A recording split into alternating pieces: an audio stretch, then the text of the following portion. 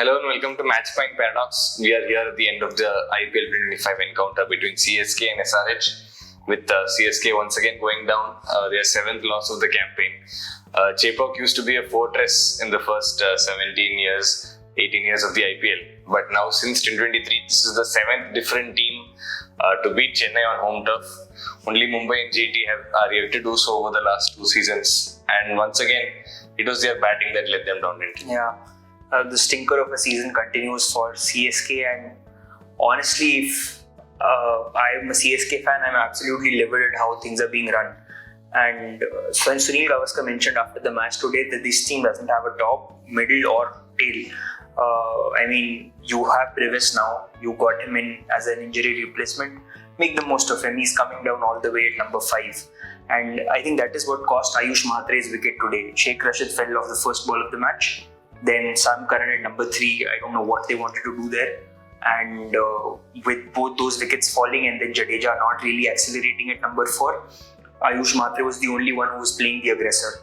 And eventually that got to him and led to his wicket. Again, Jadeja at number 4, it's been 3 games now. Last match he scored a 50, but that was not par for the course. That was not with the pace of the match, and eventually that is where they were 15-20 runs short against Mumbai Indians. And today again, he got a reprieve at 8, and even then he managed 19 runs. Now another problem is getting in Dewald Brevis at 5 led to Shivam Dube coming then at number 6. And when you have someone like Ishan Kishan in the opposition team, why not make the most of Shivam Dube? And Stephen Fleming was really, he made a proclamation in one of the press conferences that we'll see where we are at the end of the season. Well, bottom of the table looks likely where you'll end, and we're still not at the bottom of the. We're still not at the end of the season. But despite the frailties in the batting order or the lack of clarity in the batting order, Dewald Brevis still kept the team in the hunt. What did you make of his innings? Correct. Sam Curran, I don't know what they're looking for. Were they looking for power play acceleration? Because it didn't look like the plan Sam Curran had. It looked like he was trying to get his feet into the wicket. Obviously, we understand it's not one of the most easiest wickets to play at Chepauk, especially in the first innings. It's kind of a lottery where you don't know whether this is a 180-190 pitch or something lesser, whether there is turn. Obviously, you need to get your feet in and construct an innings. You can't go slam bang from ball 1, but the clear lack of clarity in batting from the number 3, number 4, that kind of puts you in the back burner. But Dewald Brevis, that he was the lone shining spot, like you mentioned. Excellent takedown of spin. Dhoni mentioned in the post-match as well that he's looking at Brevis and Dube to do that job for CSK. But the issue is, by the time the two had come, a couple of overs of spin were already underutilized by Curran and Jadeja. So that left them with lesser options, especially that over of Kamindu Mendis where Brevis scored 3 sixes.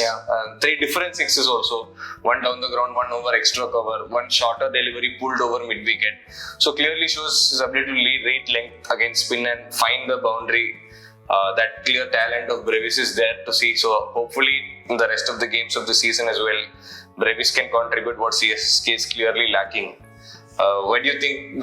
Was the bowling okay in terms of in comparison with the batting? No, we've made this point earlier as well. Pathirana is their strike bowler. You want him to pick wickets. Give him the chance to pick those wickets. CSK struck early. They got 2 wickets early on, but then eventually you have to capitalize on that, especially when you're defending a below par total of 155. Even MSD said, they were 15-20 runs short on this wicket, and in such situations, obviously, you ask a class 5 student, they'll say that you have to pick wickets and make sure they do not catch up with the asking rate. And in such a situation, you're not getting in Pathirana, who's still coming in after the 12th over, 10th, 11th over. Doesn't add up. It's baffling. I'd also highlight the lack of discipline in CSK's bowlers. Noor Ahmed towards the end. He was in the reckoning for the purple cap, and he's just fallen off pace now. He bowled 2 no balls in 1 over, and Pathirana himself was erring in his lines. Somebody was telling this stat, he's bowled 22 overs, 23 overs in the IPL, and 24 wides. He's bowled more than 20. Actually, 24 was before the start of this match. Correct, so it's gone up now.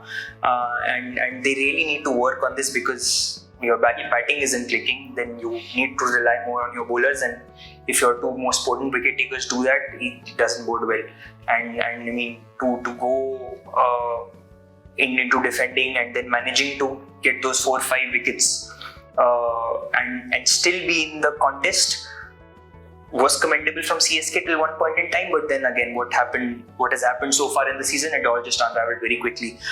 Take us through that partnership between Kamindu Mendis and Nitish Kumar Reddy. Yes, it was kind of, they learned from the first innings. Chennai was in such a comfortable position, going above 8.5 runs per over at the 13th over mark, and then it suddenly unraveled for them from there.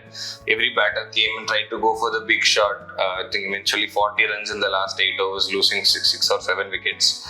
And it's not like it was a turning pitch in Chepauk where you couldn't hit the spinners. It was the pacers that was able to bowl those, both Harshal Patel and Jaydev Unadkat. You know, their ability with the slower cutters that they bowl into the pitch, and that's what gave them the wickets as well. Every Indian CSK batter that came after that tried to tonk and tried to get that score. Obviously, they were looking for a good score from that point, but you can't just blindly slog every ball from there.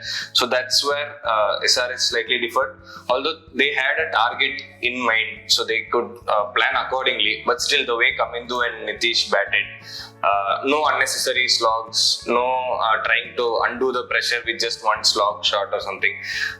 Carefully hitting the ball in the gaps, running those twos, running those singles. Added to that, like he mentioned, Badrana's wides, Noor's no balls, that really meant that the pressure kept reducing after every over. And once the asking rate dropped below 8, I think it was just a matter of time. And eventually they sealed the win in the penultimate over. Where do you think CSK goes from here after a performance like this?